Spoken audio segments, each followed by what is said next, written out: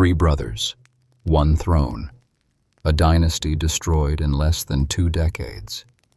Picture this. A bastard commander defeats the last Storm King in single combat, loses his sword hand in the battle, but wins a kingdom and marries his enemy's daughter. That bastard's name was Orys Baratheon, and he founded a house that would stand for 3 centuries before tearing itself apart in the most spectacular collapse in Westerosi history. Fast forward 300 years. Robert Baratheon, tall as a giant, strong as an ox, wielding a warhammer that could crush a man's chest through armor, overthrows a dynasty that had ruled for generations. He kills Prince Rhaegar Targaryen in the shallows of the Trident, rubies flying from the prince's armor as Robert's hammer caves in his breastplate. The dragon falls. The stag rises. A new age begins. But here's the twist that would doom them all. Robert never wanted the crown. He fought for a woman named Lyanna Stark, and when she died, he found himself king of the 7 kingdoms, with nothing but an empty throne and a loveless marriage to fill the void where his heart used to be. Within 15 years, Robert would be dead, gored by a boar while drunk on wine, murdered through the scheming of the wife who despised him. His 3 golden-haired children? Not his at all. They were the products of his queen's incestuous affair with her own twin brother. Every supposed heir was a lie. Every Baratheon on the throne was actually a Lannister in disguise. And here's where it gets truly tragic. Robert's real heirs were the bastards he scattered across the 7 kingdoms, the children he fathered in taverns and brief affairs, the ones with his black hair and blue eyes, the ones he ignored and forgot. The true Baratheons were the ones everyone despised, while the false ones wore crowns and commanded armies. But the story gets darker still, because Robert had 2 brothers, and they would destroy each other fighting over a throne that was rightfully theirs by law, but impossible to claim in practice. Stannis, the middle brother, held Storm's End through a year-long siege, eating rats and boot leather rather than surrender. He was the rightful heir when Robert's children were exposed as frauds.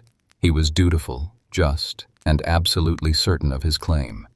He was also joyless, inflexible, and so rigid in his sense of right and wrong that he would eventually burn his own daughter alive in a desperate bid for victory. Renly, the youngest, had never suffered, never starved, never been tested. But he was charming, beloved, and commanded the largest army anyone had seen in generations. He had no legal claim whatsoever, but he had something more dangerous: ambition backed by popular support. He would declare himself king and force his brothers to choose between family and crown. The night before the 2 brothers' armies would meet in battle, with Renly commanding 100,000 men and certain of victory, a shadow with Stannis' face passed through solid stone and murdered Renly in his tent. The youngest brother died in an instant, killed by blood magic, fratricide committed without even drawing a sword. 3 Baratheon brothers would all claim kingship. All 3 would be dead within a handful of years, their house brought from ruling the 7 kingdoms to the very edge of extinction. The stag that had replaced the dragon would itself fall, brought down not by external enemies, but by its own internal fury. This is the complete story of House Baratheon, from their founding by a one-handed warrior to their destruction by 3 brothers who could not see past their own ambitions. It's a tale of legendary warriors and catastrophic failures, of duty without wisdom and strength without restraint, of a house that conquered a kingdom but could not govern it, that won the throne but could not keep it, that possessed fury enough to change the world, but not wisdom enough to survive their own success. You'll hear how a castle built by magic has stood unconquered for thousands of years. You'll learn the truth behind Robert's rebellion and why it wasn't really about politics at all. but about a young warrior's love for a woman who never loved him back. You'll discover what happened when the strongest army in Westeros met wildfire and dragon's breath at the Battle of the Blackwater. You'll witness a king burn his own child in the snow, hoping dark gods would grant him victory. And you'll see how a bastard boy who grew up not even knowing his father's name became the last hope for a dying house. From Storm's End to King's Landing, from the Trident to the Wall, from the founding of a great house to its near destruction and desperate survival. This is the complete history of House Baratheon. Every battle, every betrayal, every moment of triumph and tragedy. The crowned stag awaits. Let us begin at the beginning, 300 years before the fall, when a warrior named Orys faced the last Storm King in battle and changed the history of Westeros forever. Chapter 1. Origins and Founding. The story of House Baratheon begins not with nobility, but with loyalty and martial prowess. Orys Baratheon was not born into greatness. He was rumored to be the bastard half-brother of Aegon the Conqueror himself, though this was never officially confirmed. What is certain is that Orys was Aegon's closest friend and most trusted commander, a warrior of exceptional skill and unwavering devotion. When Aegon Targaryen launched his invasion of Westeros, landing at the mouth of the Blackwater Rush with his sister wives Visenya and Rhaenys, Orys commanded one of the 3 divisions of the invasion force. The year was 2 BC in the Westerosi calendar, marking the beginning of the conquest that would reshape the continent forever. The Stormlands, a region of fierce pride and ancient history, was ruled by Argilac Durrandon, known as Argilac the Arrogant. He was the last Storm King, heir to a lineage that stretched back thousands of years to the Age of Heroes. The Storm Kings had ruled from their impregnable fortress of Storm's End for generations, weathering both political storms and the literal tempests that battered their coastline. When Aegon's invasion began, Argilac initially attempted diplomacy. He offered Aegon a marriage alliance, proposing that Aegon wed his daughter and receive the Stormlands as a dowry. However, Aegon had already married his sisters according to Valyrian custom. Instead, he suggested that Orys Baratheon marry Argilac's daughter Argella and receive lands between the Blackwater and the Wendwater, but not the entirety of the Stormlands. Argilac, proud and insulted, rejected this counteroffer. In a gesture of contempt, he had the hands cut off Aegon's envoy and sent them back to the Targaryen camp. This insult sealed the fate of the Storm Kingdom. Argilac began preparing for war, calling his banners and fortifying his positions. The Storm King made a crucial strategic decision that would ultimately doom him. Rather than remain behind the legendary walls of Storm's End, where he might have withstood a siege indefinitely, Argilac chose to meet Aegon's forces in open battle. He marched forth with his army, perhaps believing that his warrior's prowess and his own tactical skill would carry the day. The battle that followed would become known as the Last Storm. It was fought in the open fields, with storm clouds gathering overhead, as if the heavens themselves mourned the end of an era. Orys Baratheon commanded the ground forces, while Aegon himself rode overhead on Balerion the Black Dread, the largest dragon the world had ever seen. The battle was fierce and bloody. Argilac proved himself a capable commander and fearsome warrior, but the presence of dragons fundamentally altered the nature of warfare. Formations broke under dragonfire, cavalry charges scattered in panic, and the legendary discipline of the Storm King's forces crumbled. When Argilac himself faced Orys in single combat, both men fought with desperate courage. The Storm King wounded Orys, taking his sword hand in the fighting, but ultimately fell to his opponent's blade. With their king dead and their army shattered, the remaining Storm Lords had a choice to make. Storm's End still stood impregnable, and Argella Durrandon, Argilax's daughter, barricaded herself within its walls, declaring herself the Storm Queen and vowing to hold the castle until her last breath. But the Stormlords understood the futility of resistance. Dragons had changed everything. They had seen what happened to Harrenhal, the mightiest fortress in Westeros, when its lord refused to bend the knee. Aegon had turned it into a smoking ruin. Rather than face similar destruction, the Stormlords made a different choice. In an act that was both pragmatic and tragic, they turned on their own princess. They seized Argella, stripped her of her crown and her clothes, and delivered her to Orys Baratheon, chains as a gesture of submission. But Orys, to his credit, proved himself a man of honor in that moment. He treated Argella with kindness and respect, covering her nakedness with his own cloak and removing her chains with his remaining hand. This gesture of compassion won Argella's heart. The marriage that Argilax had once rejected now came to pass, but under vastly different circumstances. Orys Baratheon wed Argella Durrandon, uniting the old line with the new.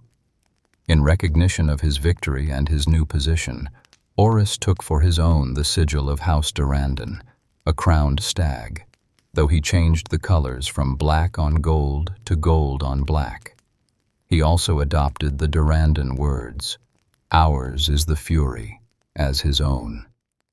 Aegon the Conqueror rewarded his loyal commander's service by granting him Storm's End and all the lands of the Stormlands. Thus, House Baratheon was born, with Orys as its founder and the first Lord Paramount of the Stormlands. The house that would one day rule all of Westeros began with this act of conquest, mercy, and unexpected love.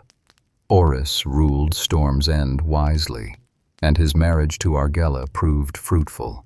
Though he had lost his sword hand in the battle with Argilax, he learned to fight with his left, determined not to be diminished by his injury.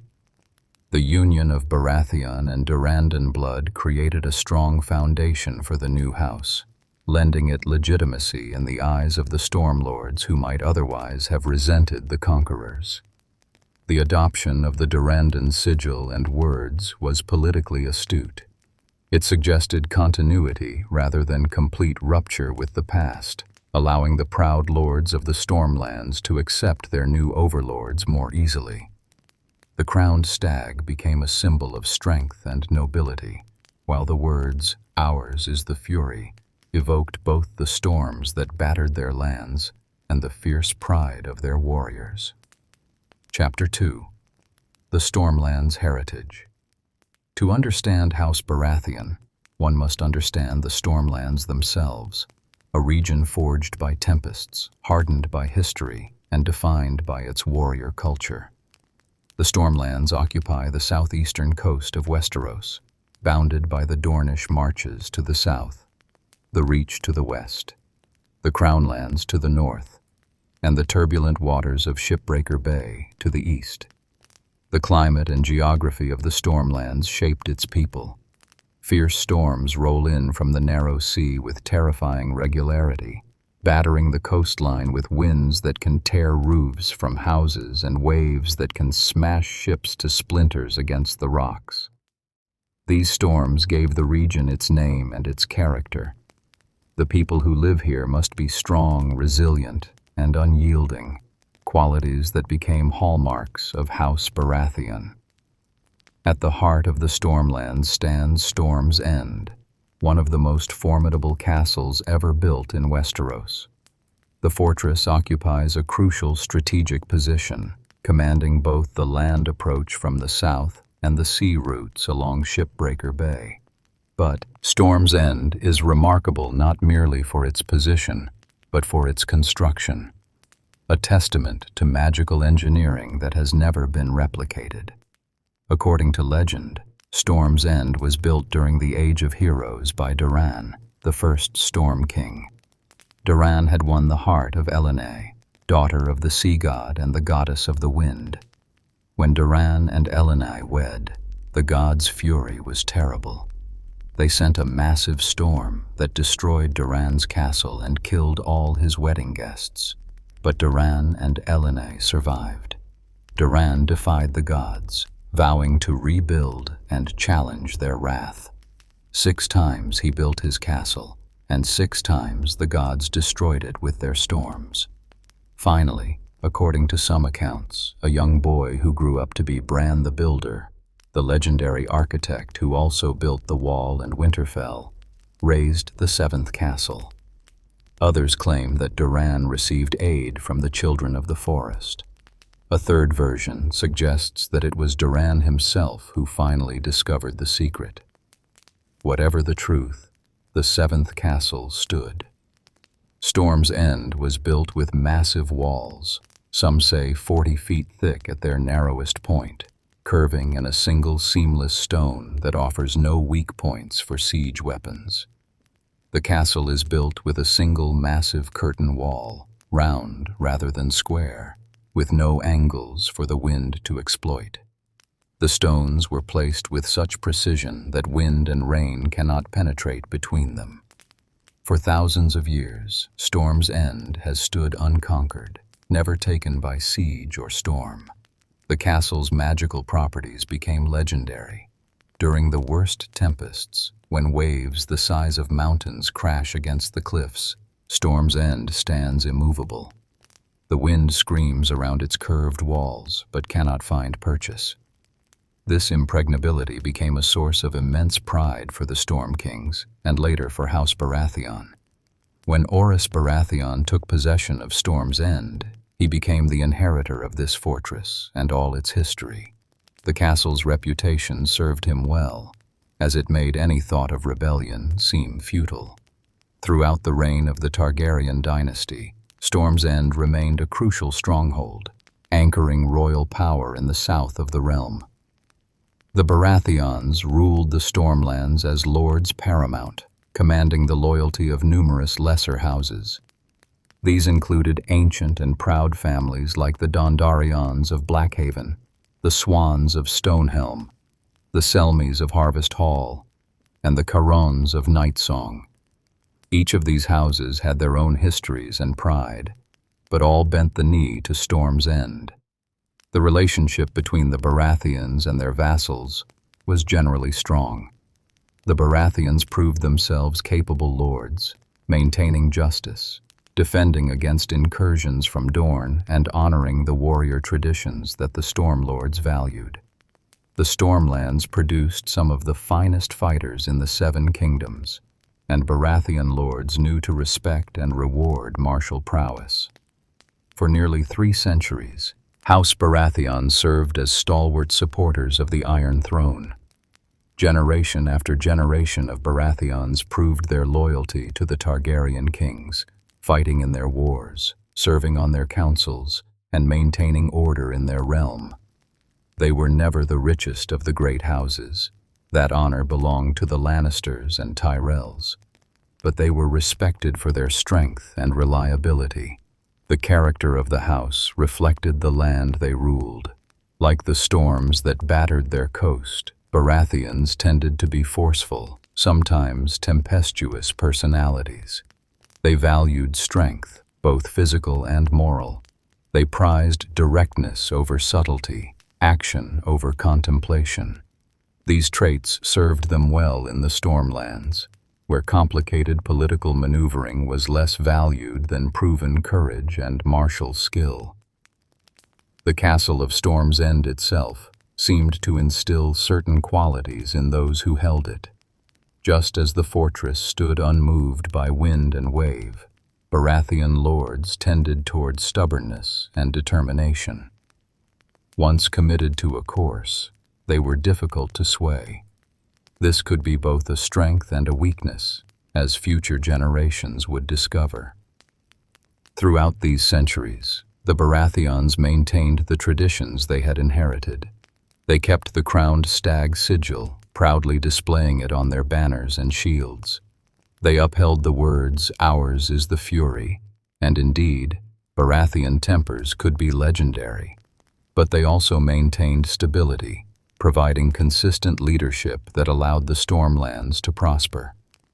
The region's economy was based on agriculture, fishing, and trade. The storms that plagued the coast also brought regular rain that kept the land fertile. Stormlords bred excellent horses, and Baratheon cavalry was renowned throughout the realm. The castle's position allowed it to levy tolls on coastal trade, providing steady revenue. Chapter 3: Robert's Rebellion. The Catalyst. For nearly 300 years, House Baratheon remained loyal servants of the Iron Throne, but everything changed with the generation that came of age under the rule of Orys Targaryen, the king who would become known as the Mad King. The seeds of Robert's rebellion were sown in the unlikely friendship between Robert Baratheon, heir to Storm's End, and Eddard Stark, heir to Winterfell. Robert and Eddard were fostered together at the Eyrie under the care of Jon Arryn, Lord of the Vale and Warden of the East. This practice of fostering, sending noble children to be raised in another lord's household, was common in Westeros, designed to forge alliances and create bonds between houses. Jon Arryn was known for his wisdom and fairness, and under his guidance, Robert and Eddard formed a friendship as strong as brotherhood. Robert Baratheon was everything a lord should be in the eyes of the realm. Tall, powerfully built, with deep blue eyes and thick black hair, he was a warrior of tremendous skill and courage. He wielded a war hammer in battle, a weapon that required immense strength to use effectively, and was known for his prowess in tournaments and melees. But Robert was also charismatic and gregarious, loving wine, women, and song. He was the sort of man who made friends easily, whose laughter could fill a hall. Eddard Stark, by contrast, was more reserved and contemplative, but no less brave. Where Robert was fire, Ned was ice, steady, honorable, and deeply committed to duty. Despite their differences in temperament, the two became inseparable, and their friendship would ultimately reshape the political landscape of Westeros. During their time in the Vale, Robert fell deeply in love with Ned's younger sister, Lyanna Stark. By all accounts, Lyanna was a beauty of remarkable spirit. Not content to sit quietly doing needlework, she was skilled at riding and allegedly possessed a wild, independent streak. Robert became betrothed to Lyanna, which would have cemented an alliance between three of the great houses: Baratheon, Stark, and Arryn. The events that would shatter the realm began at a tournament at Harrenhal in the year of the False Spring, 281 AC. This tournament was the greatest in living memory, attended by lords and ladies from across the Seven Kingdoms. Prince Rhaegar Targaryen, heir to the Iron Throne, participated in the joust and emerged victorious.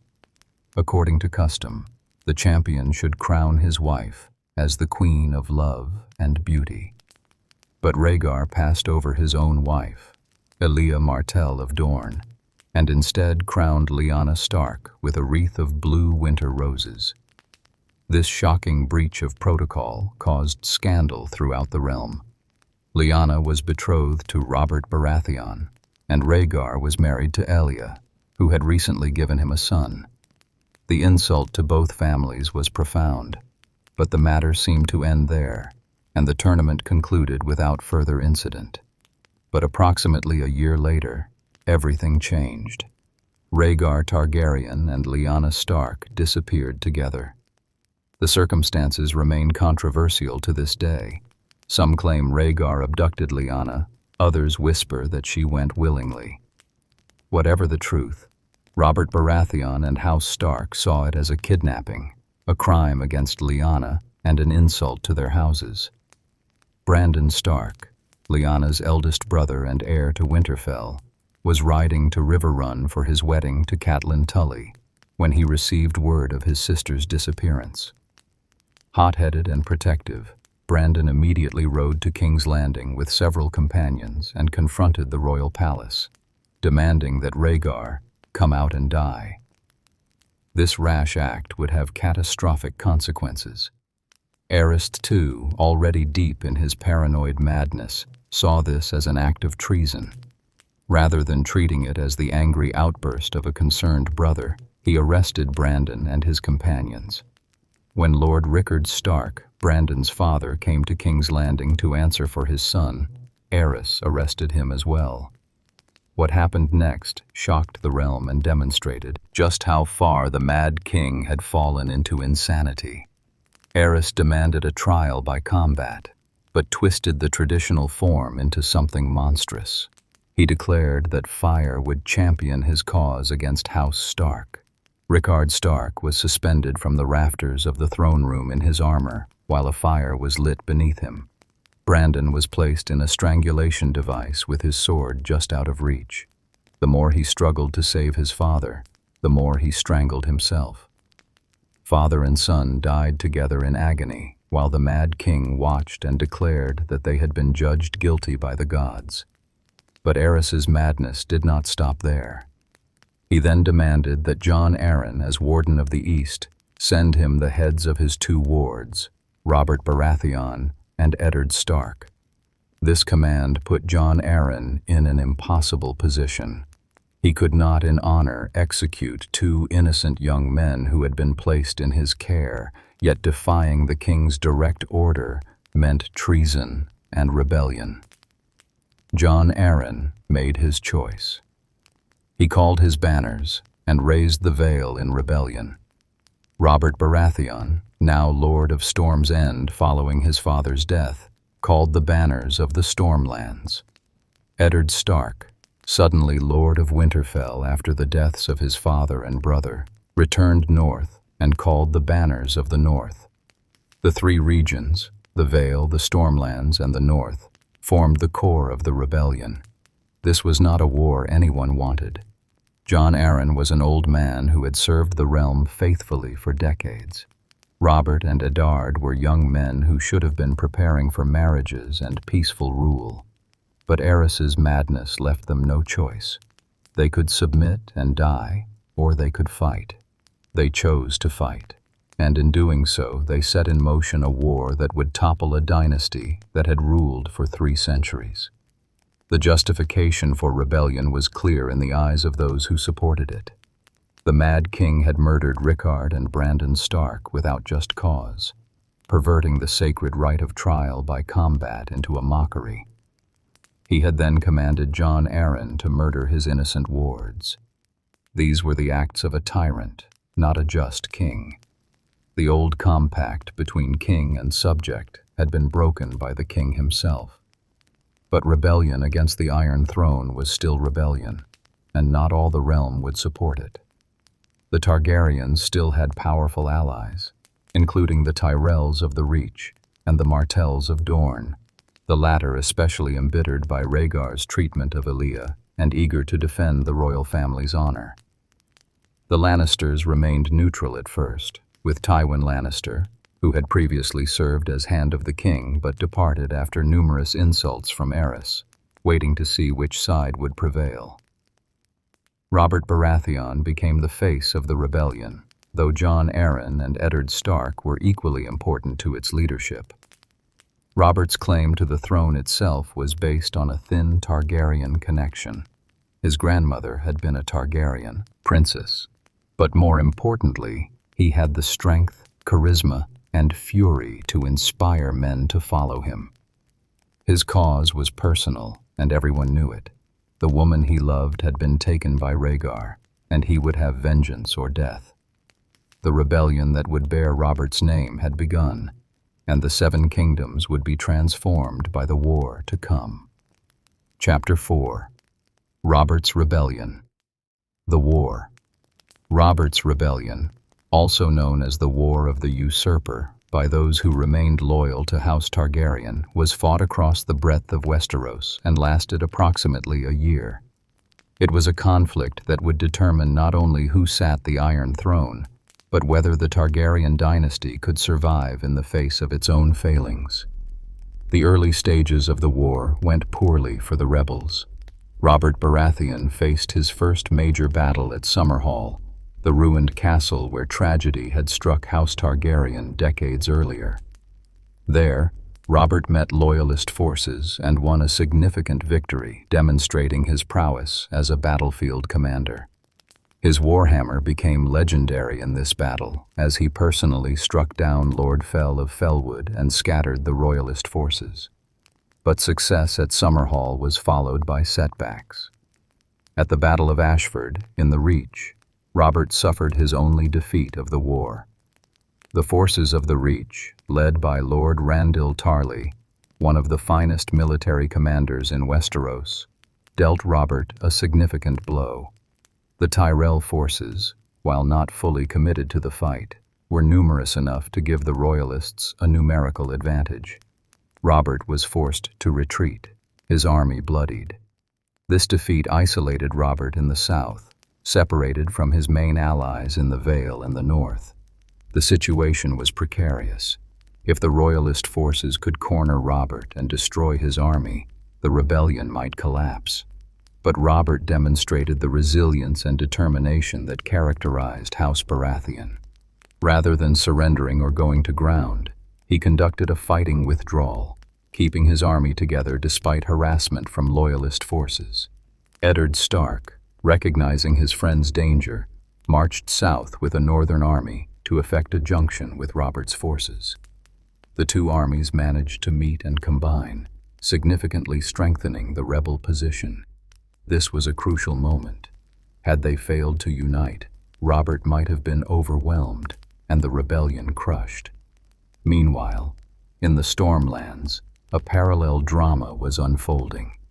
Storm's End, the Baratheon seat, was left under the command of Robert's younger brother Stannis, who was barely more than a boy at the war's beginning. The Tyrell forces, led by Mace Tyrell himself with his bannerman Lord Paxter Redwyn commanding the fleet, laid siege to the castle. This siege would last for approximately 1 year, the entire duration of the war. Storm's End's legendary impregnability proved itself once again. The thick walls could not be breached, and the castle could not be taken by storm. But the Tyrells controlled the land approaches, and the Redwyn fleet controlled Shipbreaker Bay, meaning no supplies could reach the garrison. Inside Storm's End, Stannis Baratheon proved his worth. As supplies dwindled and then vanished entirely, as the garrison was reduced to eating rats and boot leather, as men began to die of starvation, Stannis held firm. He refused every offer of surrender, rejected every temptation to yield. He maintained discipline and order even as his men slowly starved. It was a demonstration of willpower and determination that would define Stannis's character for the rest of his life. The siege of Storm's End tied up the massive armies of the Reach, preventing them from reinforcing the royal forces elsewhere. This was crucial to the rebellion's ultimate success. Tens of thousands of soldiers sat outside impregnable walls, unable to bring their strength to bear in the decisive battles of the war. While Stannis held Storm's End, Robert and Eddard moved to confront the main royal army. Prince Rhaegar Targaryen, who had been mysteriously absent for much of the war, leading to wild speculation about where he had been and what had happened to Lyanna Stark, finally emerged to lead the loyalist forces. King Aerys, too mad and paranoid to command himself, sent his son and heir to crush the rebellion. The two armies met at the Ruby Ford of the Trident, the great river that gave its name to the Riverlands. This battle would decide the war. The royalist forces were commanded by Rhaegar himself, with contingents from various loyalist houses. The rebel forces were led by Robert and Eddard, with men from the north, the Vale, the Stormlands, and now the Riverlands. House Tully had joined the rebellion after Eddard married Catelyn Tully, and Jon Arryn married Lysa Tully, in a double wedding that secured that alliance. The Battle of the Trident was fierce and bloody, with thousands of men engaged along the banks of the river. The fighting raged for hours, with neither side gaining a decisive advantage. But Robert Baratheon had not joined the rebellion for abstract political reasons. He had a personal vendetta, and he sought Rhaegar Targaryen specifically. The two men met in single combat in the middle of the ford, surrounded by the swirling chaos of battle. Rhaegar was an accomplished warrior, trained from youth in all the martial arts, and wielding a sword in battle. Robert, however, was one of the greatest warriors of his generation, driven by fury and wielding his massive warhammer. According to accounts, when Robert's hammer struck Rhaegar's breastplate, the blow was so powerful that rubies from the prince's armor flew off and scattered in the water, hence the name Ruby Ford. Rhaegar Targaryen, the last hope of the Targaryen dynasty, died in that river. With their prince dead, the royalist forces broke and fled. The Battle of the Trident was a decisive rebel victory, and the war was effectively won. The Targaryen cause was lost, though King's Landing itself still held, and the Mad King still sat the Iron Throne. Robert's forces, along with Eddard's, began marching on King's Landing to finish the war. But they were beaten there by an unexpected force. Tywin Lannister, who had remained neutral throughout the war, suddenly appeared at the gates of King's Landing with a large Lannister army. Claiming to have come to defend the king, Tywin was admitted into the city. But Tywin had not come to save Aerys. He had come to ensure that House Lannister was on the winning side. The moment his forces entered the city, they began sacking it. What followed was one of the most controversial events in Westerosi history. As Lannister soldiers pillaged King's Landing, the Mad King ordered his pyromancer to ignite the caches of wildfire hidden throughout the city.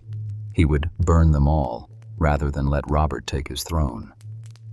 Jaime Lannister, the young knight of the Kingsguard sworn to protect Aerys, faced an impossible choice. He could keep his oath and let the king burn the entire city and everyone in it, or he could break the most sacred vow a knight could take. Jaime chose to save the city. He killed the pyromancer, then drove his sword through the Mad King's back, ending the Targaryen dynasty in an act that would earn him the name Kingslayer and haunt him for the rest of his life. When Robert and Eddard arrived at King's Landing, they found Jaime sitting on the Iron Throne, surrounded by the dead. The city had been sacked, its inhabitants terrorized by Lannister soldiers. Most horrifically, Elia Martell and her children, Rhaegar's wife and offspring, had been brutally murdered by Gregor Clegane and Amory Lorch, Lannister bannermen. Their bodies were presented to Robert wrapped in Lannister crimson cloaks. This atrocity created a rift between Robert and Eddard. Robert, eager to secure Lannister support and willing to overlook almost anything to ensure his throne was secure, accepted Tywin's explanation that he had not ordered these specific deaths. Eddard, disgusted by the murder of children and the brutal sack of the city, left King's Landing in anger, his faith in Robert's justice shaken. But Eddard returned to King's Landing soon after, drawn by another tragedy. He brought news that Lyanna Stark was dying. Robert, who had fought the entire war for Lyanna, was too injured from the Battle of the Trident to make the journey. Eddard rode to the Tower of Joy in Dorne where Lyanna was held, and arrived to find her in a bed of blood. What transpired there remained a closely guarded secret, but Lyanna died in her brother's arms. Eddard returned from Dorne with a bastard son, Jon Snow, whom he claimed as his own, much to his new wife Catelyn's dismay. This was completely out of character for the Honorable Eddard Stark, and many suspected there was more to the story, but Ned never explained and never would. With the Targaryens defeated or fled, Robert Baratheon was crowned king of the Seven Kingdoms. His claim was based partly on his Targaryen grandmother, but more importantly on right of conquest. He had won the throne in battle. House Baratheon, founded 3 centuries earlier by Orys Baratheon, now ruled the Seven Kingdoms. The stag had replaced the dragon. Chapter 5. The Baratheon Brothers. With Robert crowned as king, the three Baratheon brothers of that generation came to occupy positions of tremendous power and responsibility. Yet despite sharing blood and a house, they could hardly have been more different in temperament, priorities, and destiny. Understanding these three brothers, Robert, Stannis, and Renly, is essential to understanding the tragedy that would eventually destroy House Baratheon. Robert Baratheon, now Robert I of House Baratheon of King's Landing, was approximately 20 years old when he took the Iron Throne. He was in his physical prime, a warrior of legendary prowess, standing 6.5 feet tall, powerfully built, with the strength to wield a warhammer that few other men could even lift. His charisma was undeniable. He could make friends with anyone, from the highest lord to the lowest small folk. People genuinely liked Robert, were drawn to his larger-than-life presence, his booming laugh, his generosity. But Robert had fought his rebellion for personal reasons, not political ambition. He had wanted Lyanna Stark, not a crown. When Lyanna died and Robert found himself king, he was left ruling a realm he had never particularly wanted, without the woman who had made it all seem worthwhile. This fundamental lack of desire for kingship would define Robert's reign and ultimately contribute to its failures. To secure his throne and unite the realm after civil war, Robert agreed to marry Cersei Lannister, daughter of Tywin Lannister. This marriage alliance brought the wealth and power of Casterly Rock behind the new dynasty. It was politically brilliant, but personally disastrous. Robert never loved Cersei, never even tried to hide that he still loved the dead Lyanna.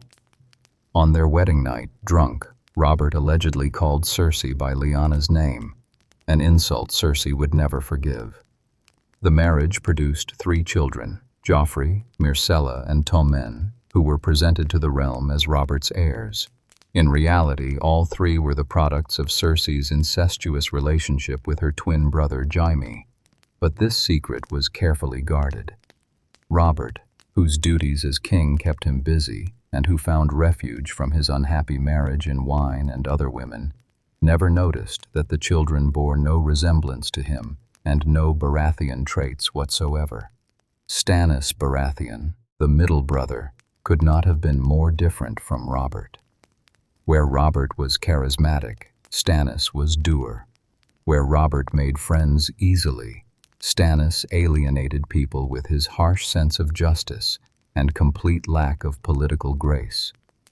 Stannis was absolutely rigid in his morality, seeing everything in stark terms of right and wrong with no room for the gray complexities that characterized most human affairs. Stannis had proven his worth through his defense of Storm's End during the rebellion. Many believed that Stannis deserved Storm's End as his reward. It was, after all, the traditional seat of House Baratheon, and Stannis had held it when it mattered most. But Robert made a decision that Stannis would never forgive. He gave Storm's End to their youngest brother Renly, who had been only a child during the rebellion and had contributed nothing to the war effort. To Stannis, Robert granted Dragonstone, the ancient Targaryen seat. Dragonstone was strategically important and came with the title of Lord of Dragonstone, making Stannis formally Robert's heir until Robert had children of his own. But Stannis saw this as an insult rather than an honor. Dragonstone was a grim fortress on a volcanic island with few resources, while Storm's End was a prosperous region and the ancestral home of their house. Stannis believed Robert had slighted him, giving the better prize to Renly, who had done nothing to earn it. This decision created a rift between Stannis and Robert that would never heal. Stannis served Robert faithfully as master of ships on the small council, building and maintaining the royal fleet, enforcing the king's justice at sea, and doing his duty without complaint. But he felt perpetually unappreciated, and his resentment grew year by year. Robert, for his part, found Stannis's joyless righteousness tiresome and preferred the company of more entertaining companions. Stannis' marriage to Selyse Florent produced only one surviving child, a daughter named Shireen. In a society that valued male heirs, this was seen as another of Stannis' failures, though it was hardly his fault. Shireen was a gentle, sweet girl who suffered from grayscale as an infant, a usually fatal disease that left her face scarred but miraculously did not kill her. Stannis, despite his stern nature, loved his daughter deeply, though he struggled to express affection in any demonstrative way. Renly Baratheon, the youngest brother, was only a child when Robert became king. He grew up in the Red Keep, raised in the splendor and intrigue of court life, rather than the harsh realities that had shaped his older brothers. Renly grew into a handsome, charming young man who resembled Robert in his youth, but without the warrior's edge. He was witty, popular, and ambitious, but he had never been tested the way his brothers had. Robert made Renly Lord of Storm's End when Renly came of age, and also appointed him to the small council as Master of Laws. Renly enjoyed the privileges of high office and great lands without the responsibilities that had hardened Stannis.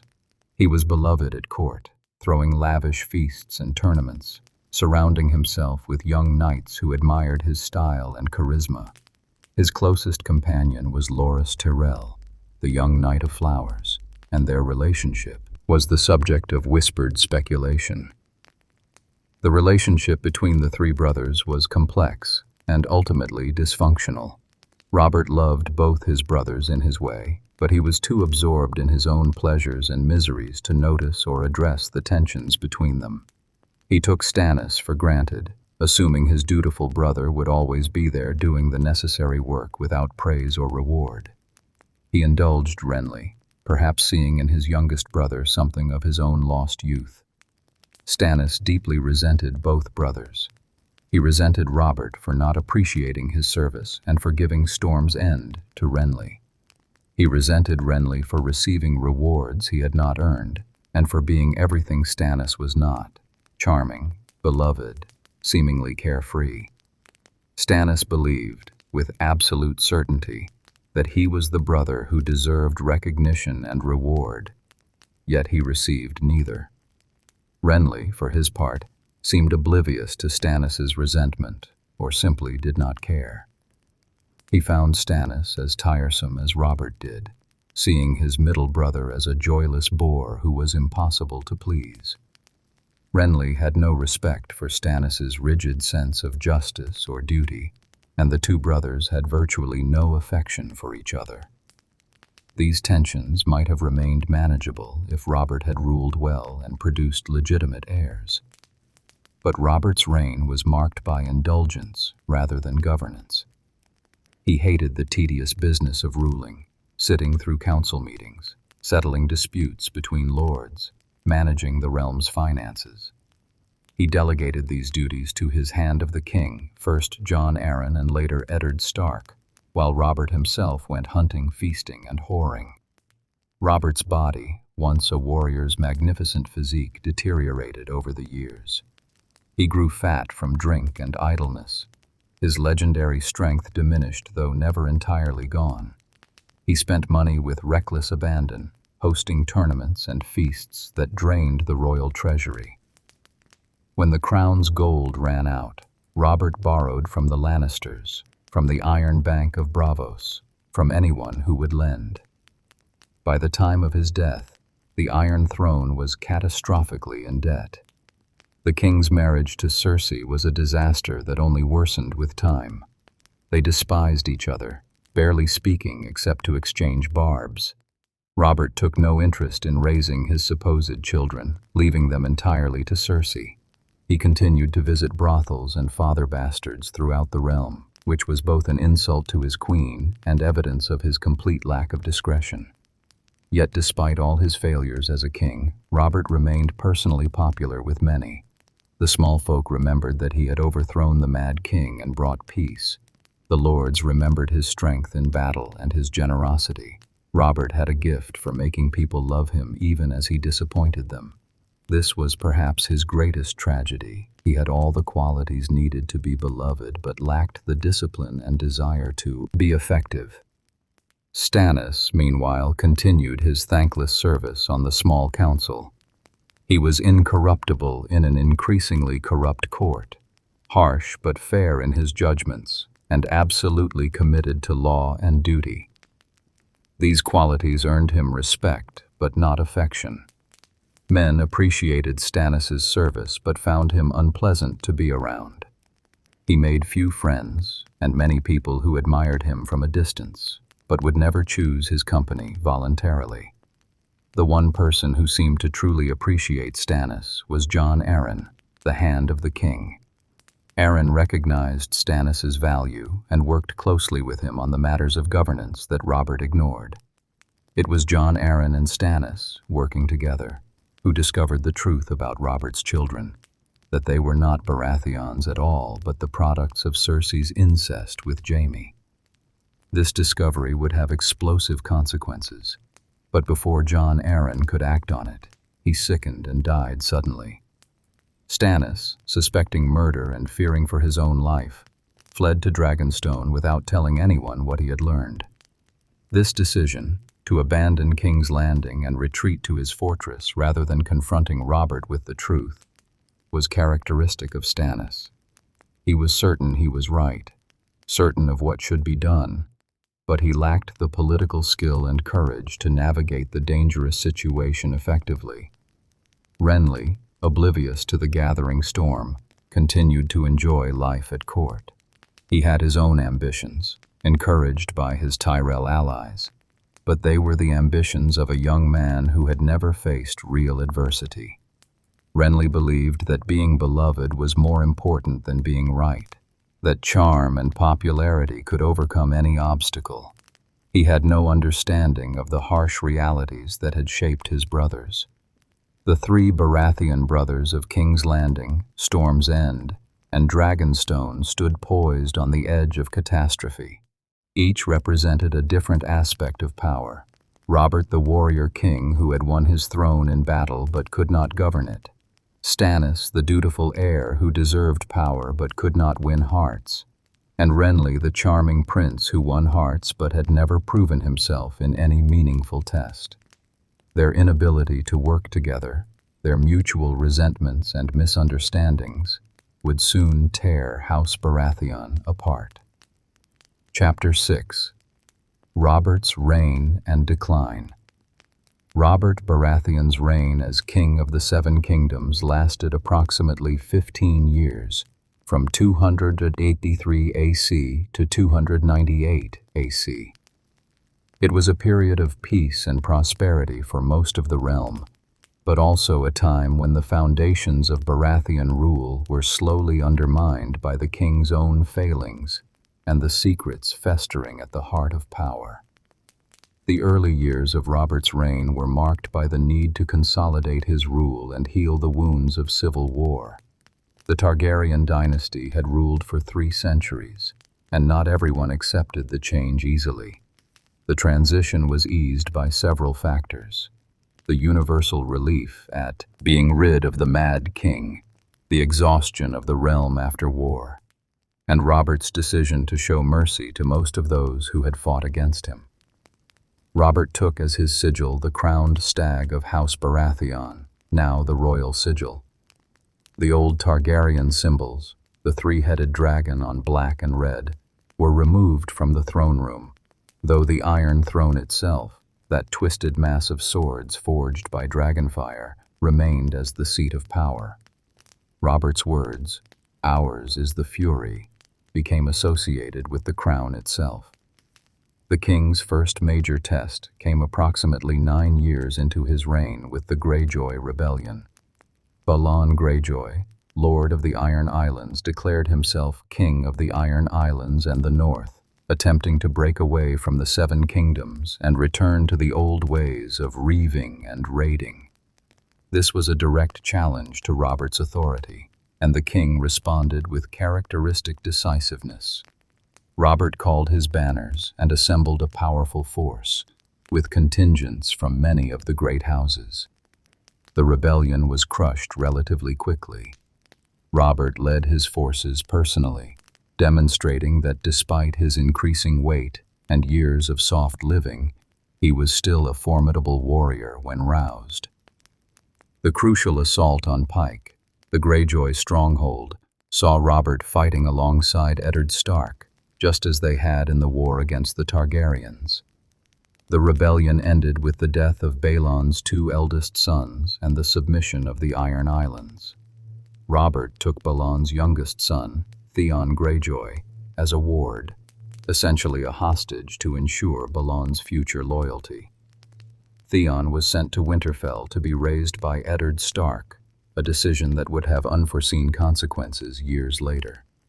The successful suppression of the Greyjoy rebellion was the high point of Robert's active reign. It demonstrated that he could still lead men in battle and that the great houses would answer his call. But it was also essentially the last time Robert would rouse himself to personally address a major challenge. After the rebellion, Robert sank deeper into the comfortable indulgence that characterized his kingship. The fundamental problem with Robert's reign was that he hated being king. The day-to-day business of governance bored him. He had no interest in reviewing laws, settling disputes, managing the realm's finances, or dealing with the endless petitions and complaints that came before the throne. These duties, which a conscientious king like Aegon or Jaehaerys had attended to personally, Robert delegated almost entirely to his hand. Jon Arryn, who had fostered Robert and Eddard and raised the Vale in rebellion, served as hand of the king for Robert's entire reign until his death. Jon Arryn was a wise and capable administrator, and for years he essentially ran the Seven Kingdoms while Robert hunted, drank, and entertained himself. This arrangement might have worked indefinitely, if not for the corruption and secrets that Arryn had to manage. The most serious problem facing the realm was financial.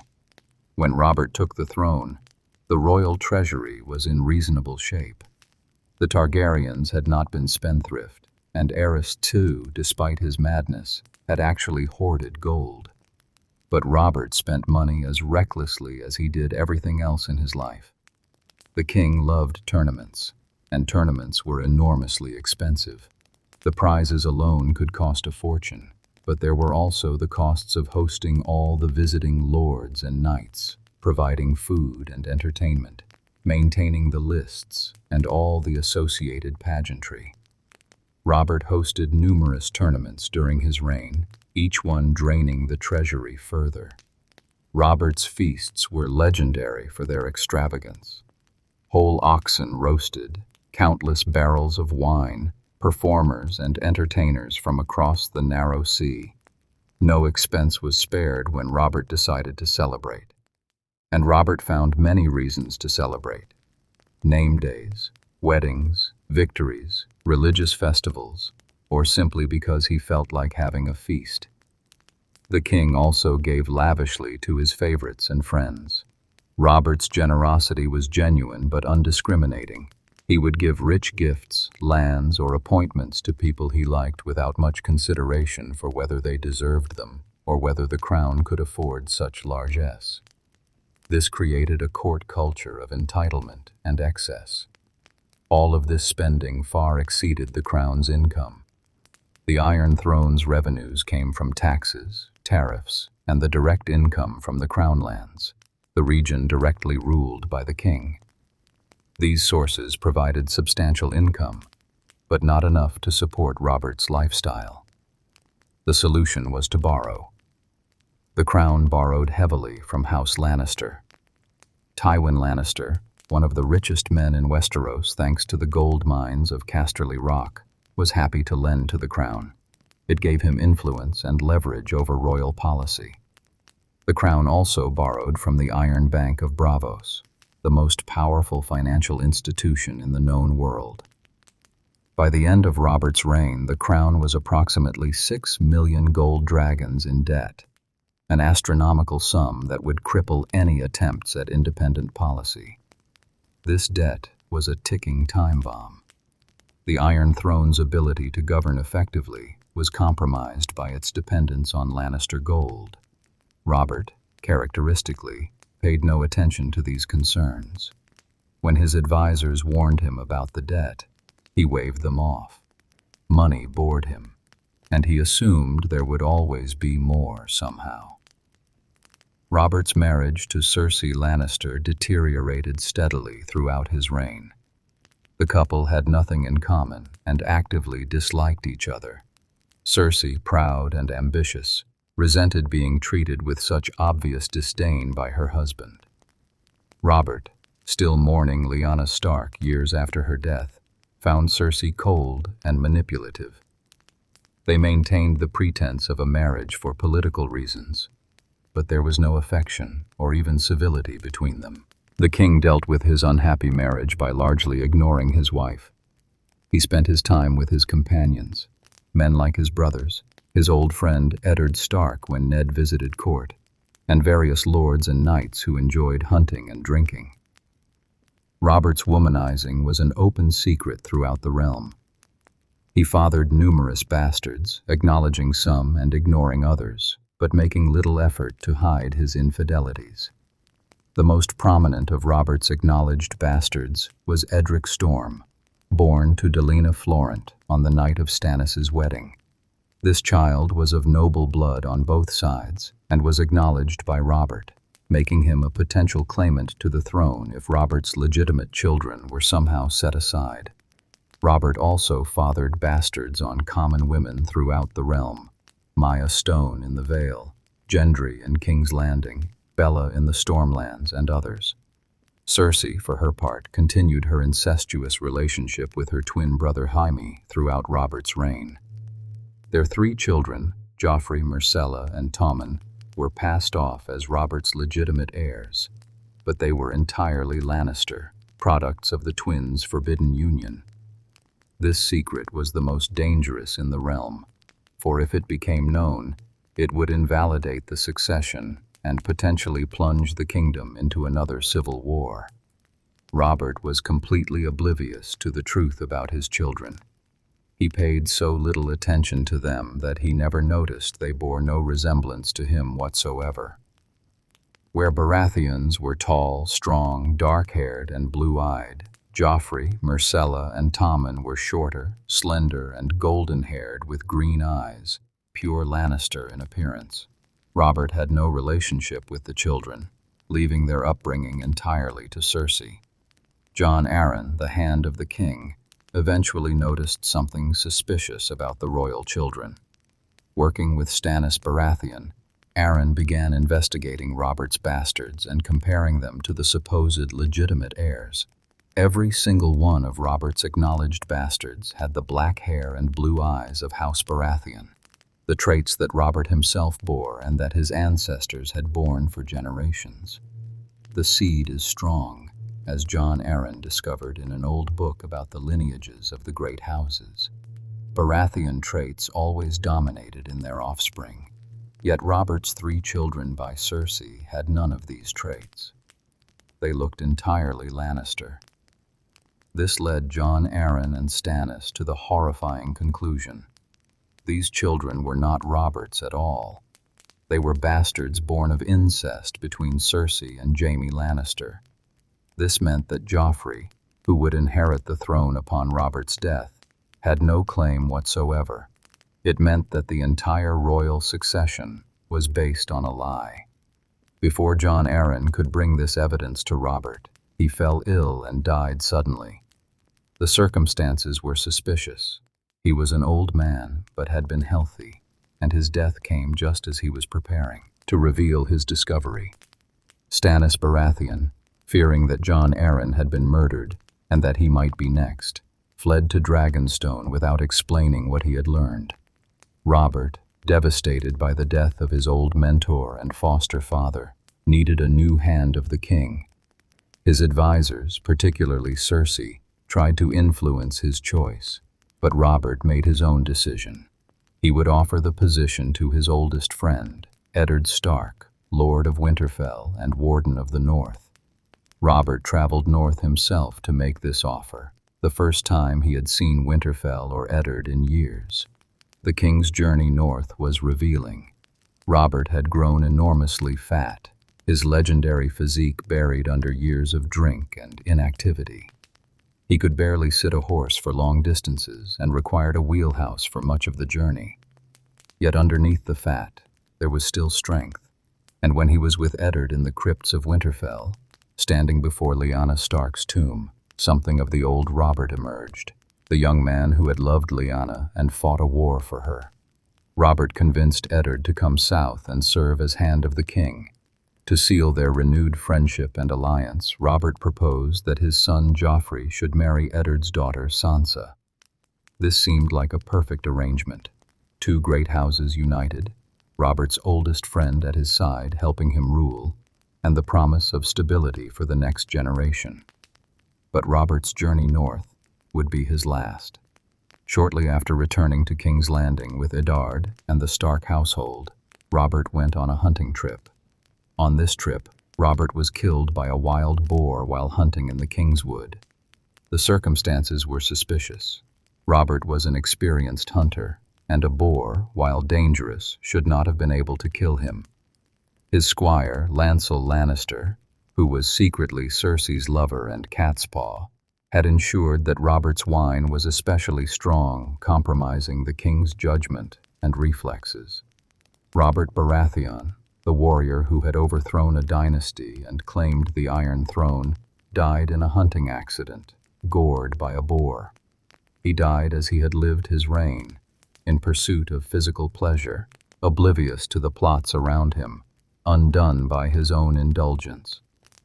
His last words to Eddard were an attempt to provide for the realm after his death, dictating a will that Eddard, as Hand, modified slightly to say that Robert's heir should be his rightful heir, rather than specifically naming Joffrey. Robert's death meant that his supposed son Joffrey would become king, with Cersei as queen regent. But it also meant that Stannis, who knew the truth about Joffrey's parentage, had a claim to the throne. And it meant that Renly, popular and ambitious, saw an opportunity to make his own bid for power. The fragile peace of Robert's reign was about to shatter, and House Baratheon would be at the center of the storm. Chapter 7. The War of the Five Kings. Baratheon Division. The death of Robert Baratheon triggered a succession crisis that would tear the Seven Kingdoms apart. The War of the Five Kings, as it came to be known, was actually several interconnected conflicts, but at its heart was a fundamental question. Who was the rightful heir to the Iron Throne? 3 different Baratheons would claim the crown, and their competing claims would destroy their house. When Robert died, the official succession seemed straightforward. His eldest son Joffrey should inherit the throne, with Cersei Lannister serving as queen regent until Joffrey came of age. This was what the law dictated, and what most of the realm expected. Joffrey was crowned as Joffrey the Baratheon, king of the Andals, the Rhoynar, and the First Men, lord of the Seven Kingdoms, and protector of the realm. But Eddard Stark, serving as Hand of the King, knew the truth that Jon Arryn and Stannis had discovered. He had conducted his own investigation and confirmed that Joffrey, Myrcella, and Tommen were not Robert's children. They were the products of incest between Cersei and Jaime Lannister. Under the laws of the Seven Kingdoms, they had no claim to the throne whatsoever. They were bastards born of treason and incest, abominations who should be set aside. Eddard made a catastrophic series of mistakes in trying to address this situation. He warned Cersei that he knew the truth and gave her the chance to flee with her children before he told Robert. He trusted Petyr Baelish, who betrayed him. He assumed that his honor and the law would protect him. Instead, Cersei acted first, ensuring Robert's death before Ned could reveal the truth, and then having Eddard arrested for treason when he tried to prevent Joffrey's coronation. Eddard's arrest and eventual execution set off the wider war. The North rose in rebellion under Robb Stark, Eddard's son, who was proclaimed king in the North. The Riverlands joined him. But this was not initially a war about the succession. Robb fought to avenge his father and free the North from southern rule, not to place anyone particular on the Iron Throne. From Dragonstone, Stannis Baratheon made his own claim. By law, if Joffrey was illegitimate, then Stannis was Robert's rightful heir. He sent letters to every lord in the Seven Kingdoms, declaring that Joffrey, Myrcella, and Tommen were bastards born of incest, that he, Stannis, was the true king by right, and that all loyal subjects should declare for him. Stannis's claim was legally correct. If Joffrey and his siblings were indeed illegitimate, then Stannis, as Robert's eldest surviving brother, was the rightful heir. But Stannis's character worked against him. He was respected but not loved, admired for his sense of justice, but not for any personal warmth. His accusation against Cersei and Jaime, while true, seemed to many like a convenient excuse for ambition. Many lords doubted his claim, or simply did not care about the fine points of succession law. Moreover, Stannis had made a decision that shocked the realm and cost him support. He had converted to the faith of Ar-Halor, the Lord of Light, under the influence of the Red Priestess Melisandre of Ashai. This foreign religion, with its talk of the war between light and darkness, and its practice of burning people alive as sacrifices, was deeply disturbing to the lords of Westeros, who followed either the old gods of the north or the faith of the Seven. Melisandre had come to Dragonstone and convinced Stannis that he was Azor Ahai reborn, a legendary hero prophesied to save the world from darkness. She claimed to see visions in her flames and to possess magic powers granted by her god. Stannis, always looking for validation and purpose, found in Melisandre's prophecies the significance he had always felt he deserved. His wife, Selyse, had converted first, and Stannis followed.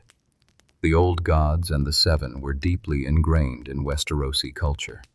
For Stannis to reject these faiths and embrace a foreign god, to allow the burning of the Seven's idols and the execution of those who refused to convert, alienated many potential supporters. Lords who might have supported his legal claim were unwilling to follow a king who practiced what they saw as a dark and foreign religion. Renly Baratheon, the youngest brother, made a different calculation entirely. He dismissed Stannis's claims and declared himself the rightful king. Renly's argument was based not on law, but on practicality and popularity. He claimed that the strongest should rule, that he had the support of powerful houses, and that he would be a better king than the joyless Stannis. Renly's claim was backed by a powerful alliance. Through his close relationship with Loras Tyrell, the Knight of Flowers, Renly had secured the support of House Tyrell of Highgarden, the second wealthiest and most powerful house in Westeros after the Lannisters. The Tyrells brought not only their own strength, but also most of the Reach, the most populous region of the Seven Kingdoms. Renly also held the Stormlands, his own power base as Lord of Storm's End. With this coalition, Renly commanded the largest army in the field, approximately 100,000 men between the Reach and the Stormlands. It was a massive force that dwarfed what any other claimant could field. Renly believed that this overwhelming strength would secure his crown, and many agreed with him. Law was all well and good, but power was what mattered, and Renly had more power than anyone else. Renly was crowned by the High Septon of the Seven, not the actual High Septon in King's Landing, but one who supported his claim. He held court at Highgarden and later marched his great host toward King's Landing, intending to take the city and the throne by force. Along the way, he was feted and celebrated. Tournaments were held in his honor, and it seemed that victory was assured. But Renly's claim created a direct conflict with Stannis.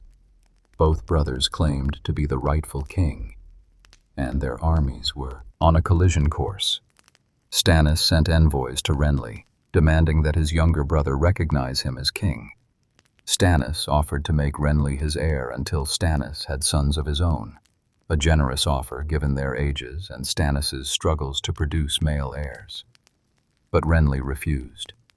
The brothers met for a parley before their armies at Storm's End. It was a tense confrontation between two men who had never liked each other and who now stood as enemies. Stannis, rigid and unyielding, demanded that Renly submit to him as the rightful king.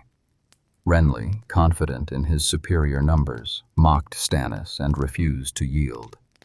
Each brother saw the other as an usurper. Stannis saw Renly as a traitor who was denying him his rightful throne, while Renly saw Stannis as a joyless tyrant whom no one wanted as king. Neither brother would give way. Battle seemed inevitable. Renly's forces vastly outnumbered Stannis's army, and everyone expected Renly to win the coming fight. Renly retired to his camp to prepare for battle the next morning, confident of victory. But that night, Melisandre of Asshai performed a dark ritual. Using her shadow magic, powered by some essence taken from Stannis himself, she gave birth to a shadow creature that bore Stannis's face. This shadow traveled through the night to Renly's tent, passing through solid walls, and murdered Renly in front of his wife, Margaery Tyrell, and several of his guards. Renly Baratheon died in an instant, killed by what witnesses described as a shadow with his brother's face. He was 22 years old, had been king for less than a year, and had never fought a battle. His death was one of the most shocking events of the entire war. A king murdered by magic on the eve of what should have been his greatest victory. The immediate aftermath was chaotic. Renly's forces, leaderless and confused, began to fracture. Many of the Stormlords, their natural loyalty to House Baratheon pulling them toward Stannis now that Renly was dead, came over to Stannis' side. Stannis gained the forces of the Stormlands and, briefly, seemed poised to inherit Renly's coalition. But the Tyrells, who had supported Renly primarily because of Loras's relationship with him and the prospect of Margaery becoming queen, had no such loyalty to Stannis. They withdrew with most of the Reach's forces, leaving Stannis with a substantially increased army, but not the overwhelming force that Renly had commanded. Catelyn Stark, who had been with Renly trying to negotiate an alliance with the North, was present when Renly died. She saw the shadow that killed him, and she reported what she saw, that it wore Stannis's face. This testimony would cement Stannis's reputation as a man who used dark magic and kinslaying to achieve his goals, further damaging his already limited support. Stannis, now with a larger army and control of Storm's End, turned his attention to King's Landing. With Renly dead and the Tyrells not yet committed to the Lannisters, there was a window of opportunity. If Stannis could take King's Landing quickly, he might yet win the throne. But the fratricide, though Stannis insisted he had not personally struck the blow, would haunt him. In Westeros, kinslaying was considered one of the most heinous crimes, cursed by gods and men alike.